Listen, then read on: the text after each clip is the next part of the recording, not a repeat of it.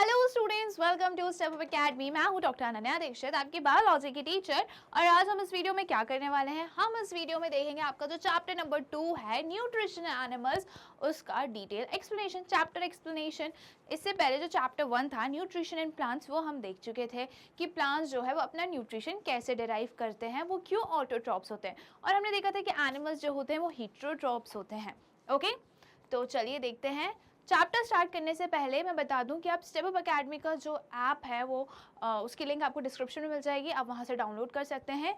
App download करने से आपको ऑनलाइन क्लासरूम मिलेगा, doubt clearing session, live test series, ये सारी चीज़ें आपको मिलने वाली है। और साथ में आप वेबसाइट भी हमारी चेक कर सकते हो, वेबसाइट की लिंक भी आपको डिस्क्रिप्शन में मिल जाएगी, जहाँ पे 6 to 12 का जो सारे सब्जेक्ट्स के सारे वीडियोज़ जो हैं वो अपडेटेड हैं। और ये सारी चीज़ें जो है ना फ्री है एकदम, आपको इसके लिए कोई भी फी नहीं देनी है। ओके, चलिए अब हम देखते हैं क्या होता है। Animal get the food from plants either directly और इनडायरेक्टली। ओके, एनिमल्स जो होते हैं उनको फूड प्लांट से मिलता है, चाहे डायरेक्टली हो या फिर इनडायरेक्टली हो। कैसे? अगर मैं कार्निवोर्स की बात करूं तो वो किसको खाते हैं, किसको कंज्यूम करते हैं? हर्बीवोर्स को करते हैं। और हर्बीवोर्स जो हैं वो प्लांट ईटर्स होते हैं। ओके, तो अगर प्लांट्स नहीं बचेंगे तो हर्बीवोर्स नहीं बचेंगे, हर्बीवोर्स नहीं रहेंगे तो कार्निवोर्स क्या खाएंगे? तो कार्निवोर्स कहीं ना कहीं डायरेक्टली इनडायरेक्टली किससे कनेक्टेड है? प्लांट से। किस पे डिपेंडेंट है? प्लांट्स पर। Okay, some animals eat both plants and animals. कुछ एनिमल्स होते हैं जो प्लांट्स और एनिमल्स दोनों ही कंज्यूम करते हैं, और इनको हम बोलते हैं omnivores.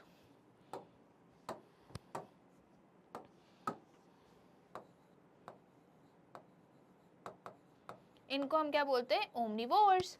All organisms including humans require food for growth, repair and functioning of the body. अब हमें फूड की क्यों ज़रूरत होती है, न्यूट्रिशन की क्यों ज़रूरत होती है? तो जितने भी ऑर्गेनिजम्स हैं, ठीक है, जितने भी लिविंग ऑर्गेनिजम्स हैं इंक्लूडिंग ह्यूमंस, हम इंसान को भी फूड की ज़रूरत होती है ग्रोथ के लिए। ठीक है, हम बड़े हो जाएं, हम ग्रोथ करें, हमारी बॉडी ग्रो करे, डेवलप होए। रिपेयरिंग के लिए, चोट लग जाती है तो वहाँ के टिश्यू सेल्स जो हैं, वहाँ की स्किन जो है वो खुद को रिपेयर करती है। ओके, तो रिपेयरिंग के लिए भी ज़रूरी होता है।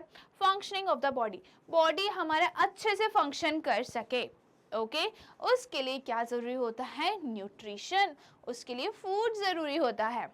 Nutrition is a mode of intake of food and its utilisation in the body. Okay, nutrition क्या है? न्यूट्रिशन का मतलब होता है कि जो हम फूड इंजेस्ट कर रहे हैं, जो फूड हम ले रहे हैं और उस फूड को हमारी बॉडी यूटिलाइज कर रही है, उसको हम न्यूट्रिशन बोलते हैं। ओके, न्यूट्रिशन क्या है? Mode of taking in food, जो हम खाना खा रहे हैं और उस खाने को बॉडी हमारे यूज कर रही है, दैट इज न्यूट्रिशन। अब हम बात करते हैं digestion in animal consist of following step. Okay, जो डाइजेशन की जो एनिमल्स में डाइजेशन होता है उसकी कितनी स्टेप्स होती है? अब डाइजेशन का मतलब क्या होता है? हम खाना खा रहे हैं, ठीक है, हम एक बाइट खाते हैं, ओके, कौर खाते हैं, और वो जो बाइट है उसको कॉम्प्लेक्स फूड पार्टिकल होता है वो, और हमारी बॉडी के अंदर उस कॉम्प्लेक्स फूड पार्टिकल को सिंपलर फॉर्म में कन्वर्ट कर दिया जाता है, उसे हम बोलते हैं digestion. Breaking down of food into simpler form is known as digestion. अभी हम देखते हैं। Okay, animals have highly evolved digestive mechanism that includes two basic components। Steps पे आए, पहले हम ये देख लेते हैं कि डाइजेस्टिव सिस्टम में कौन से कंपोनेंट्स होते हैं, डाइजेस्टिव सिस्टम के क्या कंपोनेंट्स होते हैं। डाइजेस्टिव सिस्टम के दो कंपोनेंट्स होते हैं, एक होता है एलिमेंट्री कैनाल और दूसरा होता है डाइजेस्टिव ग्लैंड्स। ओके, तो एलिमेंट्री कैनाल में डाइजेस्टिव ऑर्गन्स आते हैं, जैसे कि हमारा माउथ हो गया, स्टमक हो गया, इंटेस्टाइन्स हो गए, तो ये क्या हो गया? हमारा एलिमेंट्री कैनाल में आता है। Long hollow tubular structure consisting of various organ for digestion. Okay, तो एलिमेंट्री कैनाल क्या है? लॉन्ग है, हॉलो है, ट्यूब लाइक स्ट्रक्चर है जिसमें बहुत सारे ऑर्गन्स प्रेजेंट हैं। अब डाइजेस्टिव ग्लैंड्स क्या हो गया? They secretes enzymes hormones which help in digestion. Okay, तो ग्लैंड्स जो होती हैं वो जूस रिलीज करती हैं। ओके, और ये जूस में प्रेजेंट होता है एंजाइम, ठीक है, एक एंजाइम प्रेजेंट होता है या फिर हार्मोन्स प्रेजेंट होते हैं, और ये क्या करते हैं? डाइजेशन में हेल्प करते हैं, फूड के डाइजेशन में ये हेल्प करते हैं। ओके, अब ये एंजाइम्स क्या होता है? एंजाइम्स का मतलब होता है कि जो फूड, मैंने क्या बोला, डाइजेशन का मतलब क्या है कि फूड को हम सिंपलर फॉर्म में ब्रेक डाउन कर रहे हैं। तो ये एंजाइम जो है ये फूड को डाइजेस्ट करने में हेल्प करते हैं, ठीक है, फूड को तोड़ने में, ब्रेक डाउन करने में ये हेल्प करते हैं। चलिए अब आगे चलते हैं। अब हम बात करते हैं स्टेप्स की। Ingestion, the process of intake of food, जो हम खाना खा रहे हैं, intake of food, mode of taking in food, उसको हम बोलते हैं ingestion. Okay, digestion is the, अब सेकेंड स्टेप क्या है, digestion is the breakdown of large and complex molecule into simpler, smaller and soluble form. Digestion का मतलब मैं बता चुकी हूँ कि breakdown of large and complex molecule, जो हम खाना खा रहे हैं वो क्या है, लार्ज है, ओके और कैसा मॉलिक्यूल है, कॉम्प्लेक्स है, सिंपल नहीं है, कॉम्प्लेक्सिटी बहुत सारी है, ओके इनटू सिंपलर। अब उसको किस में कन्वर्ट कर रहे हैं हम, ब्रेक डाउन कर रहे हैं हम सिंपलर फॉर्म में, स्मॉलर एंड सॉल्युबल फॉर्म में। लार्ज था, स्मॉलर फॉर्म में, कॉम्प्लेक्स था सिंपल फॉर्म में, और सॉल्युबल फॉर्म में। सॉल्युबल फॉर्म में क्यों करना है, इसलिए करना है तभी तो वो हमारी बॉडी में अब्सॉर्ब होगा, ब्लड में सॉल्युबल होकर हमारी बॉडी में अब्सॉर्ब होगा और बॉडी उसको यूज करेगी, ओके ये बात हुई डाइजेशन की। अब बात करते हैं हम अब्जॉर्प्शन की। अब्जॉर्प्शन क्या होता है, taking up of the digested food through intestinal wall to blood, okay अब क्या होता है कि फूड डाइजेस्ट हो चुका है, इंटेस्टाइन में, हमारे एलिमेंट्री कैनाल में फूड जो है वो डाइजेस्ट हो चुका है, सॉल्युबल फॉर्म में कन्वर्ट हो चुका है। अब ये सॉल्युबल फॉर्म में कन्वर्ट किया है तो ये किस में जाएगा, किस में पहुंचेगा, ब्लड में पहुंचेगा। ब्लड इस सॉल्युबल फॉर्म को अब्सॉर्ब करेगी ताकि ब्लड जो है, जहाँ पे भी न्यूट्रिशन की ज़रूरत है, जहाँ पे भी फूड की ज़रूरत है, उस पर्टिकुलर सेल या ऑर्गन तक पहुँचा सके। ब्लड जो है वो ट्रांसपोर्टेशन का काम करती है, ठीक है। तो डाइजेस्टेड फूड को कौन अब्सॉर्ब करेगा, ब्लड अब्सॉर्ब करेंगी। कहाँ से अब्सॉर्ब करेंगी, जो इंटेस्टाइन की वॉल्स होती हैं वहां से, ओके अभी हम देखेंगे आगे, ठीक है। ये 3 स्टेप होती हैं, 5 स्टेप होती है, 3 हमने पढ़ लिया। इंजेशन जिसमें हम फूड इनटेक कर रहे हैं, डाइजेशन जिसमें हम फूड का ब्रेक डाउन कर रहे हैं, और थर्ड होती है अब्जॉर्प्शन, जहाँ पे इंटेस्टाइन की वॉल से जो डाइजेस्टेड फूड है वो कहाँ पहुँच जाता है, ब्लड में पहुँच जाता है, ओके दिस इज अब्जॉर्प्शन। अब हम चलते हैं आगे। जो 4th स्टेप है दैट इज एसिमिलेशन। अब मैंने बताया था कि न्यूट्रिशन क्या होता है, mode of taking in food and utilising it by the body. तो ये जो लास्ट वाला था ना, utilising it by the body, ये कौन कर, इस प्रोसेस को हम क्या बोलते हैं, एसिमिलेशन, ठीक है। इस प्रोसेस को हम क्या बोलते हैं, एसिमिलेशन, जहां पे फूड को अब हमारी बॉडी यूज करेगी। In this process absorb food is taken by body cells. अब इसको कहाँ लेके जाएंगे, इस प्रोसेस में जो ब्लड ने डाइजेस्टेड फूड को अब्सॉर्ब किया है वो अब इस फूड को ट्रांसपोर्ट करेंगी सेल्स तक, ओके और सेल्स जो हैं वो फूड को यूज करके काम करेंगी, अपना फंक्शन करेंगी, ओके तब अब डाइजेशन क्या होता है, the process by which undigested matter is expelled out. Digestion वाली स्टेप होती है जहाँ पे हम अनडाइजेस्टेड फूड, जो फूड बच गया है, अनडाइजेस्टेड है, अब वो वेस्ट मटेरियल है, अब उसको हमारी बॉडी से बाहर निकालना है क्योंकि उसका बॉडी में, उसके बॉडी को कोई ज़रूरत नहीं है, ओके तो उस जो अनडाइजेस्टेड फूड को हम रिमूव कर रहे हैं उस प्रोसेस को हम बोलते हैं digestion, okay undigested matter is expelled out, okay अब हम ये जो 5 स्टेप्स हैं कौन कौन सी, एक हो गई ingestion, first one is ingestion, खाना खाना, सेकेंड इज डाइजेशन, खाना का ब्रेक डाउन होना, थर्ड इज अब्जॉर्प्शन, खाना जो है वो ब्लड में अब्सॉर्ब हो जाएगा, फोर्थ इज एसिमिलेशन। अब ये फूड जो है कहाँ जाएगा, सेल्स तक जाएगा, किसके थ्रू, ब्लड के थ्रू, और सेल्स इस फूड से एनर्जी लेगी और अपना काम करेगी, ओके फिर last step is, 5th step is egestion, जो अनडाइजेस्टेड वेस्ट मटेरियल है उसको हम हमारी बॉडी से बाहर निकालेंगे। अब ये कैसे होते हैं ये 5 स्टेप्स, वो हम देखते हैं, ओके उससे पहले हम देख लेते हैं कि nutrition ways of taking in food. The mode of taking in food by an organism and its utilization by the body is called nutrition, ये हमें पता है। The process of taking in food inside the body is called ingestion, ये भी हमने देख चुका है। Different animals have different feeding habits, their manner of taking in food also differs, okay हर एक एनिमल का अलग अलग फीडिंग हैबिट्स होता है, अलग अलग तरीके से वो फूड को कंज्यूम करते हैं, ओके फीडिंग हैबिट्स मतलब वो कैसे फीड कर रहे हैं, कैसे अपना न्यूट्रिशन ले रहे हैं। Their manner of taking is food also different, okay ठीक है, देख लेते हैं कौन सा एनिमल्स है ये। जो फ्रॉग, कैमलियन, वॉल लिज़ार्ड होता है use tongue to catch insects. आपने देखा होगा, मेंढक को देखा होगा, गिरगिट को देखा होगा, छिपकली को देखा होगा, इनमें से किसी एक को तो देखा ही होगा, है ना, खाना खाते हुए सबको देखा होगा, तीनों चीज को देखा होगा। बट खाना खाते हुए कैसे देखा होगा कि कैसे अपना न्यूट्रिशन लेते हैं। छिपकली अपनी बड़ी सी क्या निकालती है, जीभ बाहर निकाल के अपने प्रे को, अपने फूड को क्या करती है, लेती है, मुंह में लेती है, ओके, माउथ में डालती है, okay. That is frog, chameleon और वॉल लिज़ार्ड ऐसी करती है, क्योंकि जो उनकी टंग होती है ना वो स्टिकी होती है, और अपनी टंग बाहर निकालते हैं बड़ी सी, और किसको, किसी भी कीड़े मकोड़े को जिसको उनको खाना है उसको पकड़ के सीधे मुंह के अंदर, ओके। फिर बी और हमिंग बर्ड की अगर हम बात करें, सक nectar from flowers of the plants. तो बी और हमिंग बर्ड क्या करते हैं, ये फूलों का रस जो है वो चूसते हैं, ओके। नेक्टर मीन्स वही होता है, सक नेक्टर मतलब चूसना, from flowers of plants, plants में ही फ्लावर्स होते हैं, ओके। तो उन्हीं का ये रस पीते हैं, उन्हीं का जूस पीते हैं, कौन, बी और हमिंग बर्ड। अब हम देखते हैं स्नेक क्या करते हैं, swallow the whole animal in one go। देखी होगी आपने एनाकोंडा, एनाकोंडा में क्या करते हैं वो, एनाकोंडा क्या होता है, इंसान को ही खा जाता है ना। वैसे ही जो छोटे सांप होते हैं वो सीधे चूहे को ही निकल देते हैं, पूरा ऑर्गेनिज्म वो खाते हैं, वो ऐसा नहीं करते कि काट काट के खा रहे हैं, वो पूरा ऑर्गेनिज्म जो है एक बार में ही निगल लेते हैं, इंजेस्ट कर लेते हैं, ओके। फिर एक्वेटिक एनिमल्स की बात करें, filter tiny food particles floating near by and feed upon them, okay. Aquatic animals में पानी में जो भी जानवर रहते हैं वो कैसे फीड करते हैं, पानी में जो भी छोटे मोटे खाना उनको मिल रहा है या कोई कीड़े मकोड़े मिल रहे हैं तो वो उसी को खाते हैं, ओके। नेक्स्ट क्या है, butterfly, long feeding tube to suck nectar from flowers of plant. Butterfly के पास एक ट्यूब होती है, फीडिंग ट्यूब, ये आपको दिख रही होगी, लॉन्ग फीडिंग ट्यूब, ओके। इससे क्या करते हैं, फीडिंग ट्यूब से जो फूलों का रस होता है उसको सक करते हैं। अब मैं अगर हाइड्रा की बात करूं, uses tentacles with sting cells to kill the prey and put it in the mouth, okay.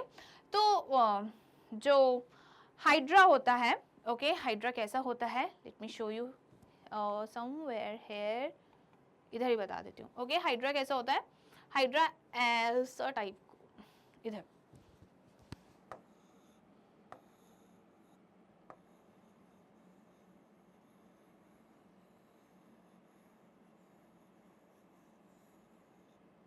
Okay. तो ये क्या होते हैं, ये टेंटिकल्स होते हैं, ये टेंटिकल्स होते हैं, और इनके पास ये टेंटिकल्स में क्या प्रेजेंट होते हैं, स्टिंग सेल्स प्रेजेंट होते हैं। क्या प्रेजेंट होते हैं, स्टिंग सेल्स प्रेजेंट होते हैं। और स्टिंग सेल्स जब टेंटिकल्स खाना ले लेते हैं, स्टिंग सेल्स ले लेते हैं, तो ये अपने प्रे को, अपने खाने को, ठीक है, अपने शिकार को खत्म करते हैं, क्योंकि इनके पास, इस स्टिंग सेल के पास क्या होते हैं, पॉइजन्स होते हैं, टॉक्सिन्स होते हैं, जिसके कारण जो भी प्रे इन्होंने कंज्यूम करा है, जो भी कीड़ा मकोड़ा खाया है, उसको ये खत्म कर देते हैं, ओके। खत्म करके ये अपने माउथ में ले लेते हैं। ये टेंटिकल्स हैं, टेंटिकल्स के पास स्टिंग सेल्स होते हैं, स्टिंग सेल्स जो है वो प्रे को खत्म करके खाने का काम करते हैं। प्रे को खत्म कैसे करते हैं, क्योंकि इनके पास पॉइजन होता है, टॉक्सिन होता है। ये बात हुई हाइड्रा की। अब हम बात करते हैं डाइजेशन इन ह्यूमन बींग्स की। The breakdown of complex component of food such into simpler substances is called digestion। और ये हम देख चुके हैं कि डाइजेशन का मतलब होता है क्या, ब्रेक डाउन करना किसका, जो कॉम्प्लेक्स फूड पार्टिकल है उसको सिंपलर सॉल्युबल फॉर्म में कन्वर्ट करना, okay. Digestion in human beings is carried out in the alimentary canal of the digestive system. अब ये डाइजेशन कहाँ होता है, डाइजेशन होता है एलिमेंट्री कैनाल में। और एलिमेंट्री कैनाल क्या है, डाइजेस्टिव सिस्टम में जितने भी ऑर्गन्स आते हैं जहाँ पे एक्चुअल में फूड पहुँच रहा है और फूड वहाँ पे ब्रेक डाउन हो रहा है, टूट रहा है, उसको हम एलिमेंट्री कैनाल बोलते हैं, ओके। डाइजेशन कहाँ होता है ह्यूमन बींग्स में, एलिमेंट्री कैनाल में। The alimentary canal is about 8 to 9 meters long and consists of buccal cavity, esophagus, stomach, small intestine, large intestine, rectum and anus. Okay, alimentary canal कितना बड़ा है, 8 to 9 metres long होता है, लंबा होता है। इसके पास कहाँ से स्टार्ट होता है, ये ओरल कैविटी से स्टार्ट होता है। ईसोफेगस मतलब फूड पाइप, स्टमक मतलब हमारा पेट, small intestine, large intestine, rectum and anus. Okay, अब क्या होता है इसको हम आराम आराम से देखते हैं। ये क्या हो गया हमारा ओरल कैविटी, ओके और ये क्या हो गया हमारा ईसोफेगस फूड पाइप, ये जो लॉन्ग ट्यूब दिख रहा है ये क्या हो गया हमारा फूड पाइप। स्टमक हो गया, स्टमक से फूड कहाँ आता है, स्मॉल इंटेस्टाइन में, हाईली कॉइल्ड होता है ये, फिर फूड जाता है हमारा लार्ज इंटेस्टाइन में। Okay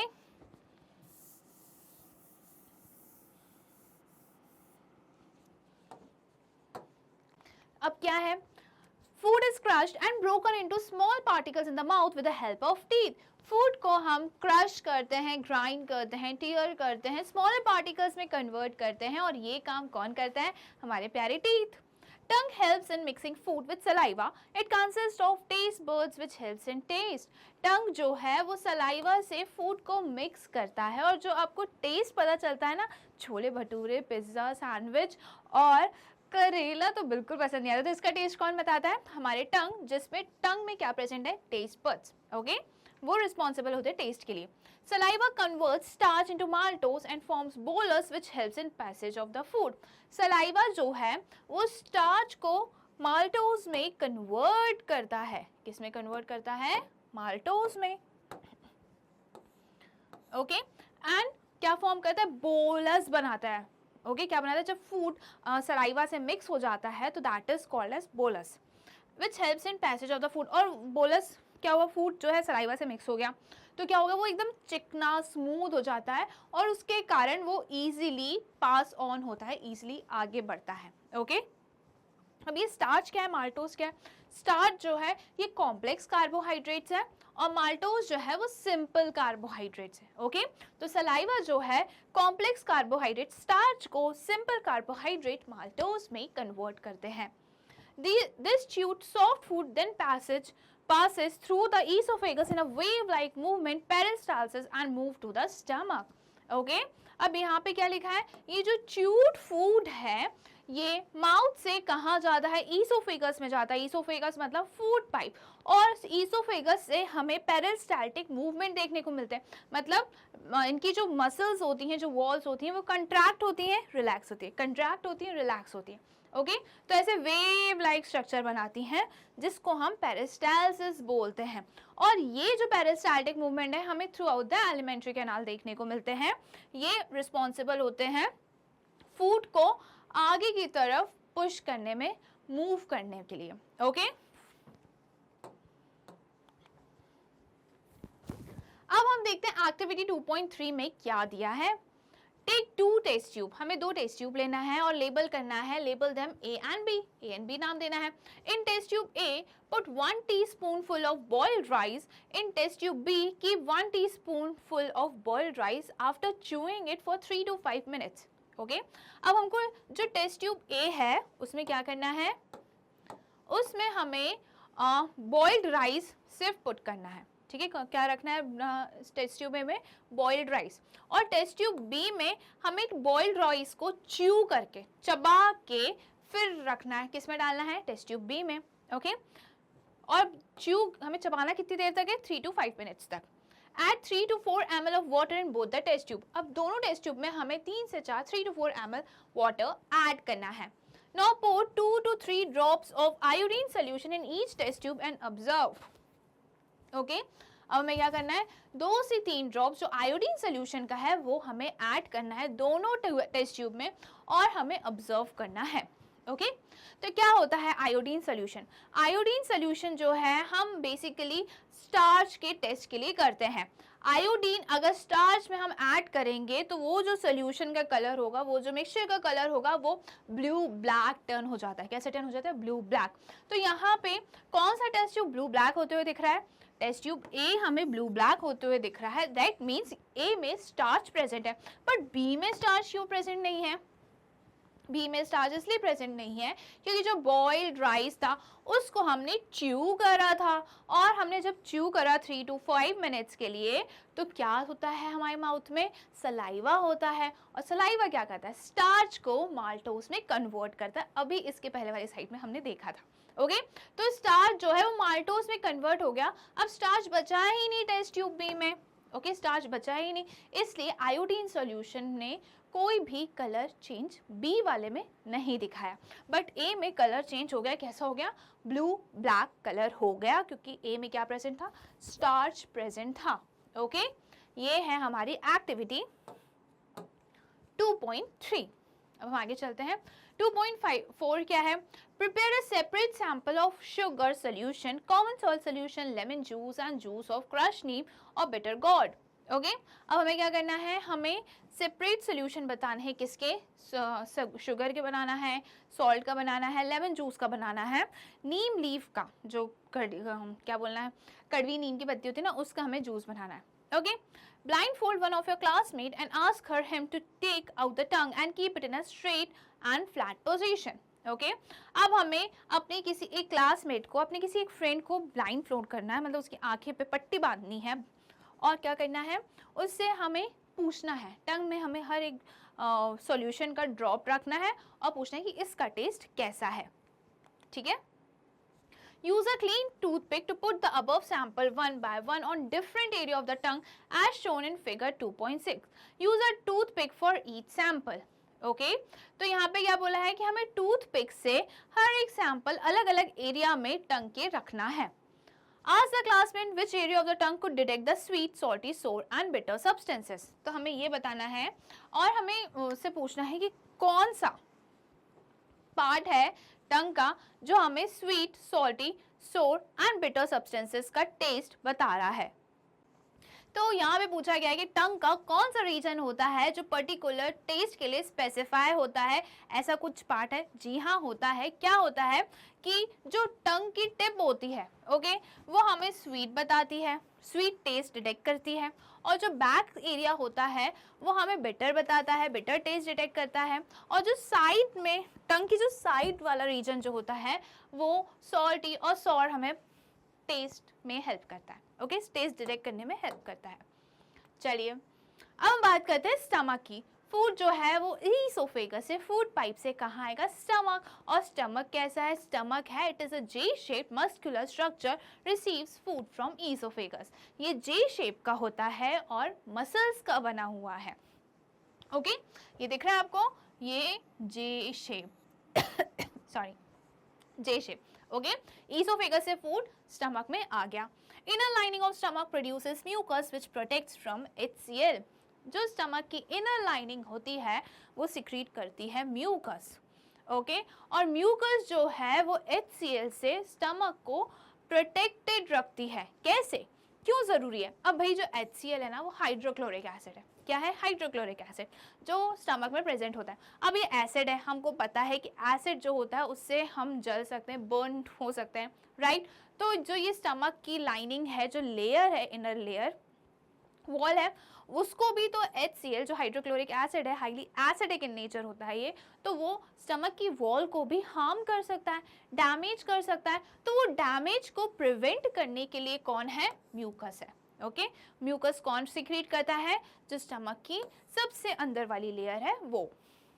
in the stomach food mixes with gastric juices and HCl। अब जो स्टमक में जूस प्रेजेंट है उसको हम क्या बोलते हैं? Gastric juice. उसको हम क्या बोलते हैं? Gastric juice. ओके, तो फूड गैस्ट्रिक जूस और HCl से मिक्स होता है। Okay, HCl kills many bacteria entering HCl kills may bacteria, many bacteria हो सकता है entering along the food and makes the medium acidic for the action of gastric juice। अब यहाँ पे क्या लिखा है? HCl का फंक्शन बताया गया। HCl जो है फूड के साथ अगर कोई भी germs, bacteria, foreign particle enter कर रहे हैं तो HCl उनको खत्म कर देता है, किल कर देता है। ओके, और फिर क्या करता है? जो गैस्ट्रिक जूस होता है, ठीक है, जो स्टमक में जूस प्रेजेंट है उनको गैस्ट्रिक जूस बोलते हैं। गैस्ट्रिक जूस को काम करने के लिए ना एसिडिक इन्वायरमेंट चाहिए होता है, तभी वो अपना काम करता है। तो इसलिए HCl जो है गैस्ट्रिक जूस को एसिडिक इन्वायरमेंट बना के देता है, भाई तू अपना काम कर, है ना। Gastric juice helps in break down of protein. Gastric juice जो है वो प्रोटीन का ब्रेक डाउन करता है। किसका ब्रेक डाउन करता है? प्रोटीन का। Now, partially digested food enters small intestine through pyloric sphincter. अब जो आधा अधूरा डाइजेस्टेड फूड है वो कहाँ जाएगा? स्मॉल इंटेस्टाइन में जाएगा। और किसके थ्रू जाएगा?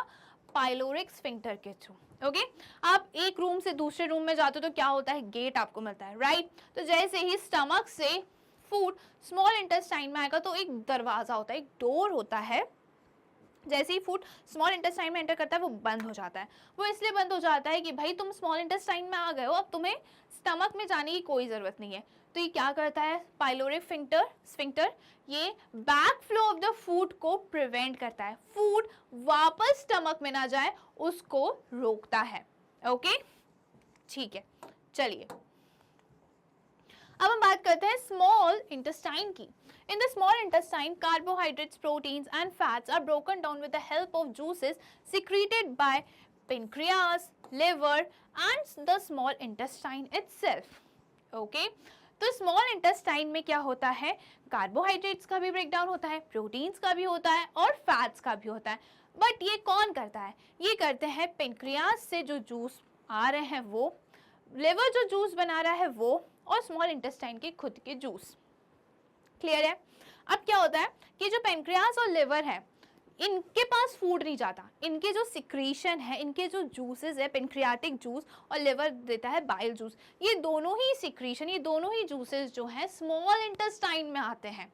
ओके फूड पेनक्रियास और लिवर में नहीं जाता, इनके जूसेस जो हैं वो स्मॉल इंटेस्टाइन में आते हैं। ओके अब हम बात करते हैं लिवर की। It is a reddish brown in color, present in the right side of abdominal cavity and is the largest gland of the body. ये कैसा है, रेडिश ब्राउन कलर का है और लार्जेस्ट ग्लैंड है। ये कहाँ सिचुएटेड है, इसकी पोजीशन क्या है, इसकी पोजीशन है राइट साइड में एब्डोमिनल कैविटी पे, right side abdominal cavity. Abdominal cavity क्या होता है, ये जो पेट वाला हिस्सा होता है ना उसको हम एब्डोमेन बोलते हैं। ओके पूरा पेट नहीं होता है, वो एब्डोमेन होता है, उसमें और भी ऑर्गन्स होते हैं। चेस्ट वाला आपको पता है, तो चेस्ट रीजन के बाद वाला जो रीजन आता है दैट इज एब्डोमेन। ओके जो चेस्ट वाला है उसको हम चेस्ट कैविटी बोलते हैं, जो एब्डोमेन वाला है उसको हम एब्डोमिनल कैविटी बोलते हैं। ओके चेस्ट के बाद एब्डोमिनल कैविटी आता है। ओके तो एब्डोमिनल कैविटी में ये राइट साइड में सिचुएटेड है, दिख रहा है आपको राइट साइड में। Okay, it secretes bile that is stored in gallbladder. ये क्या secrete करता है, लिवर secrete करता है bile और ये bile stored रहता है gall bladder में। ये gall bladder आपको यहाँ दिख रहा है, ये gall bladder। Okay, अभी bile का काम क्या होता है, bile जो है ना helps in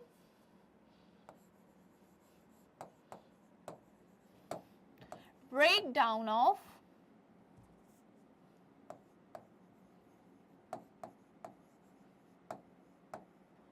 food।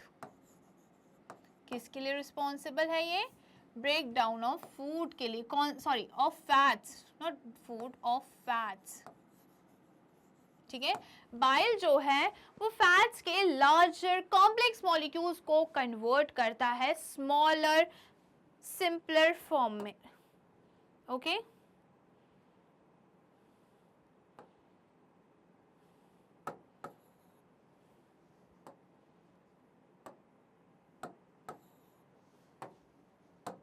तो बाइल जो है वो किसके लिए रिस्पॉन्सिबल होता है, वो ब्रेकडाउन ऑफ फैट्स के लिए रिस्पॉन्सिबल होता है।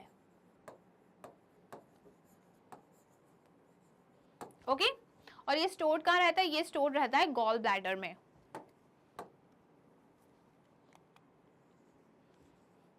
Pancreas. The pancreas is a large cream-colored gland located just below the stomach. ये कैसा होता है, पेनक्रियास जो है लार्ज होता है, क्रीम कलर का होता है और कहाँ सिचुएटेड है, ये इसकी पोजीशन क्या है, ये स्टमक के जस्ट नीचे प्रेजेंट होता है। ओके तो ये क्या है हमारा पेनक्रियास। ओके ये पेनक्रियास है, यहाँ पे दिख नहीं रहा है, पीछे है, ये क्रीम वाला जो पोर्शन दिख रहा है ना दिस इज पेनक्रियास, बट यहाँ दिख नहीं रहा है। तो ये कहाँ प्रेजेंट होता है, स्टमक के जस्ट नीचे। Okay The pancreatic juice acts on carbohydrates, fats and proteins and changes them into simpler form. अब pancreatic juice जो है वो क्या करते हैं, कार्बोहाइड्रेट्स का ब्रेक डाउन करते हैं, फैट्स का ब्रेक डाउन करते हैं और प्रोटीन्स का भी ब्रेक डाउन करते हैं। मतलब ये तीनों चीज़ों का ब्रेक डाउन करते हैं, ये कॉम्प्लेक्स लार्ज कॉम्प्लेक्स मॉलिक्यूल को ये कन्वर्ट करते हैं किसमें, सिंपलर फॉर्म में। Pancreatic juice carbohydrates, protein, fats सब पे काम करके ना उनका सिंपलर फॉर्म बना देते हैं। ओके चलिए अब क्या है, अब हम देखते हैं, now the intestinal juice complete the digestion as carbohydrates gets broken into simple sugar such as glucose, fats into fatty acid and glycerol and proteins into amino acids. अब यहाँ पे पेनक्रियास तो गलत लिखा है, यहाँ पे वापस स्मॉल इंटेस्टाइन आ जाना था, आ जाना चाहिए, क्योंकि अब हम पेनक्रियास की नहीं स्मॉल इंटेस्टाइन की बात करें। ओके तो स्मॉल इंटेस्टाइन में ना अब ये क्या सिंपलर फॉर्म में कन्वर्ट हो गया। अब इनका फाइनल प्रोडक्ट बनता है, कार्बोहाइड्रेट जो है वो शुगर बन जाता है, फैट्स जो है वो फैटी एसिड्स एंड ग्लिसरॉल्स में कन्वर्ट हो जाता है। ठीक है, फैट्स का सिंपलर फॉर्म क्या है, fatty acids and glycerol. Protein का सिंपलर फॉर्म क्या है, अमीनो एसिड्स। ओके जैसे कार्बोहाइड्रेट्स का शुगर ग्लूकोज है, फैट्स का फैटी एसिड ग्लिसरॉल्स है, प्रोटीन्स का अमीनो एसिड्स है। ओके तो ये स्मॉल इंटेस्टाइन में ऐसे डाइजेशन होके फाइनल प्रोडक्ट्स बन जाते हैं। Okay The digested food can now pass into the blood vessels in the wall of the intestine। ये अगेन यहाँ पे हमें स्मॉल इंटेस्टाइन लिखना चाहिए था, मैं भी ब्लू कलर से लिखती हूँ तो शायद दिख, ब्लू कलर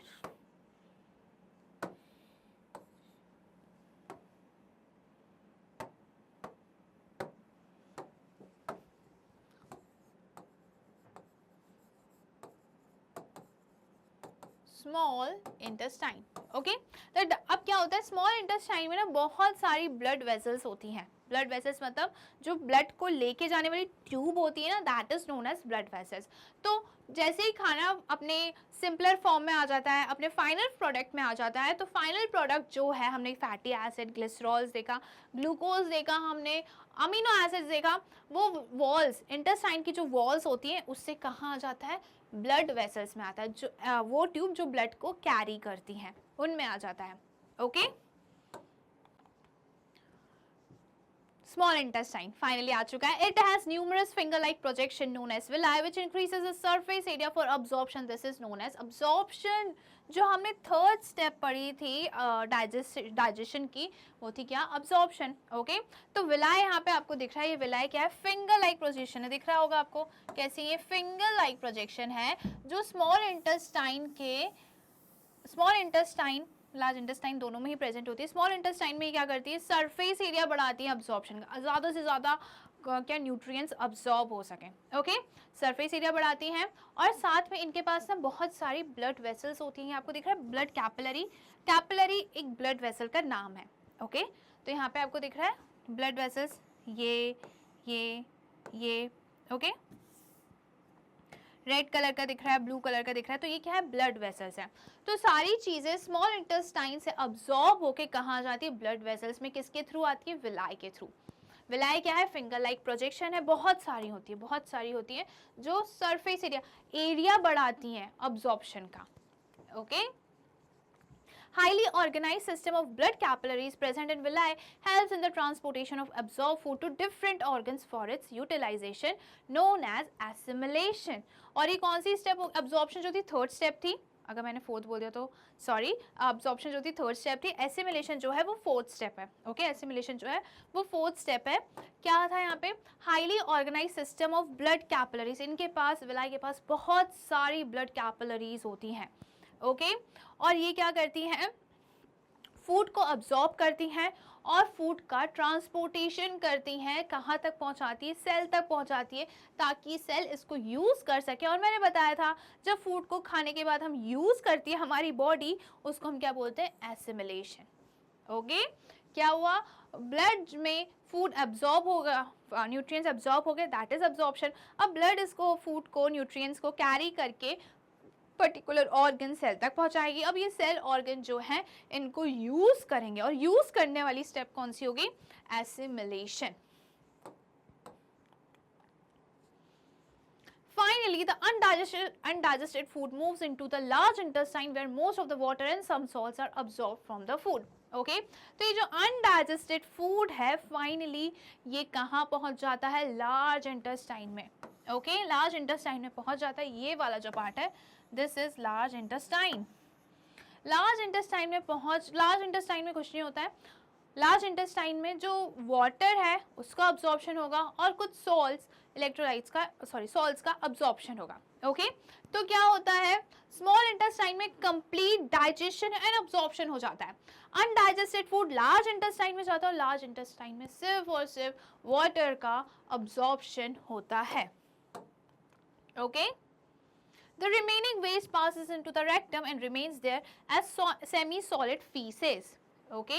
तो ये जो है मैं दिखाती हूँ, yes, ये जो पार्ट है रेक्टम, ओके अनडाइजेस्टेड फूड यही रेक्टम में आके स्टोर्ड रह जाता है, स्टोर करके रखते हैं और वो स्टोर फॉर्म को हम क्या बोलते हैं, सेमी सॉलिड फॉर्म में वो रहते हैं और उनको हम क्या बोलते हैं, फीसेस।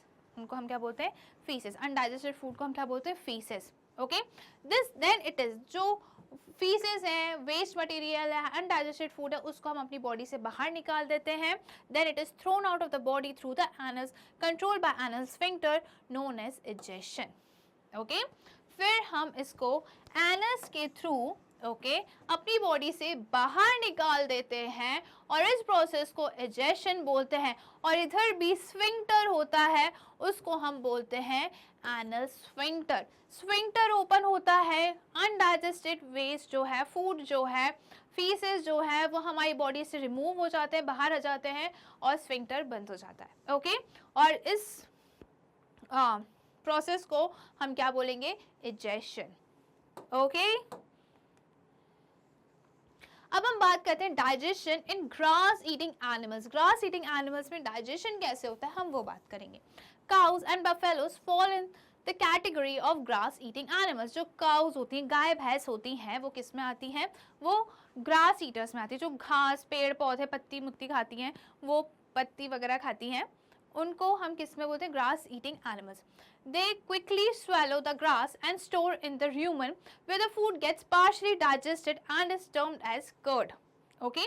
ये क्या करते हैं, ये तुरंत से खाने को पहले तो खा लेंगी, ठीक है, खाने को पहले खा लेंगे, फिर आप देखोगे कि थोड़ी देर बाद अगर ये बैठी हुई है आराम से तो कुछ खाने को नहीं दिया, तब भी इनका मुंह चलता रहता है, चबाती रहती है, कुछ ना कुछ चबाती रहती।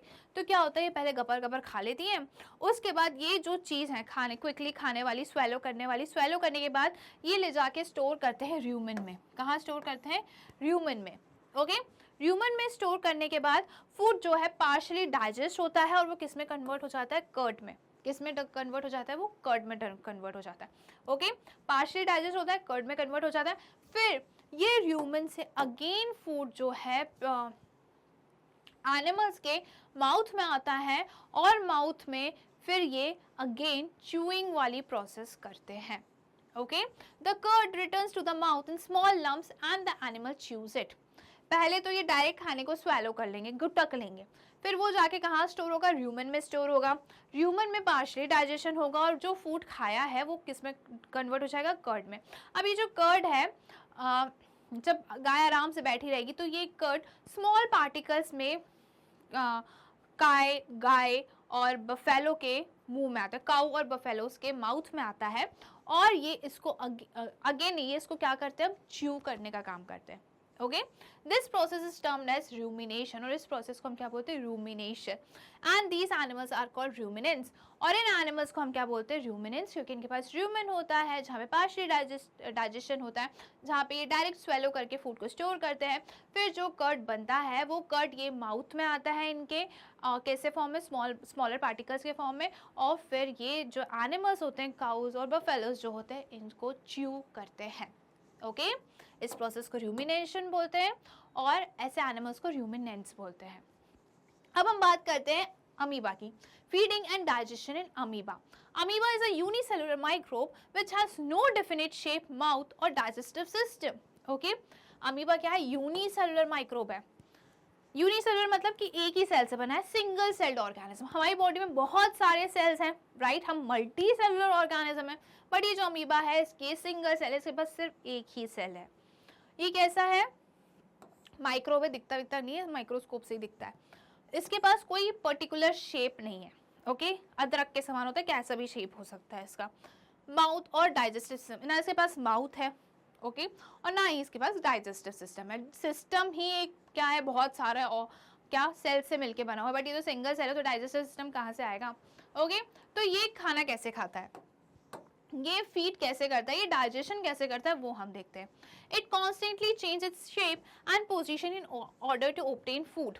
ओके ये जो अमीबा होता है अपना शेप चेंज करता रहता है ताकि ये फूड खा सके। अब उसके पास माउथ तो है नहीं तो कैसे खाएगा वो हम देखते हैं। क्या होता है ना, जैसे अमीबा को फूड का पता चलता है, अरे इस साइड फूड है, तो वो अपना क्या करता है, साइटोप्लाज्म बढ़ाता है। सेल के अंदर जो जेली लाइक स्ट्रक्चर होता है ना उसे हम साइटोप्लाज्म बोलते हैं। ओके तो वो क्या करता है, अपना साइटोप्लाज्म बढ़ाता है। साइटोप्लाज्म बढ़ाता है तो कैसे बनता है, सपोज ये आपको दिख रहा है यहाँ पे, इसको मैं थोड़ा डिफरेंट कलर्स से यूज करती हूँ। ओके तो ये जो है ये क्या है, सूडोपोडिया। सूडोपोडिया का मतलब होता है फॉल्स फीट। सूडोपोडिया का मतलब क्या होता है, फॉल्स फीट। ओके तो ये अपने फॉल्स फीट लाइक प्रोजेक्शन बढ़ाता है ताकि ये खाने को पकड़ ले, खाने को एंगल्फ कर ले। ओके ये सूडोपोडिया जो है फूड को एंगल्फ कर लेता है और जिस पार्ट पे ये एंगल्फ करता है वहाँ को उसको हम क्या बोलते हैं, फूड वैक्यूल। ओके एंगल्फ करके क्या फॉर्म होता है, फूड वैक्यूल फॉर्म होता है। ओके अब ये जो फूड वैक्यूल है, फूड वैक्यूल में सारे डाइजेस्टिव एंजाइम्स अमीबा रिलीज करेगा। अमीबा क्या रिलीज करेगा, फूड वैक्यूल में डाइजेस्टिव एंजाइम्स रिलीज करेगा ताकि फूड का डाइजेशन हो सके। एक बार फूड डाइजेस्ट हो जाएगा तो जो भी न्यूट्रिशन है वो अमीबा जो है उसको क्या करेगा, अब्जॉर्ब करेगा। कैसे, साइटोप्लाज्म में। ठीक है क्या होगा, यहाँ फूड वैक्यूल में डाइजेस्टिव एंजाइम्स रिलीज होंगे, डाइजेशन फूड वैक्यूल में होगा और न्यूट्रिएंट्स का अब्जॉर्प्शन होके कहाँ पहुंच जाएगा, साइटोप्लाज्म में। कहाँ पहुंच जाएगा, साइटोप्लाज्म में।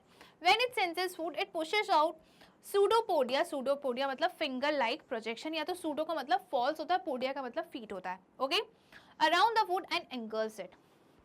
आजू बाजू पूरा घूम घेरा बना लेती हैं और फूड को जकड़ लेती कि अब तुम नहीं जाओगे, मैम ने पूरी तरफ से घेरा कर लिया है, तुम्हें घेर लिया है, सॉरी।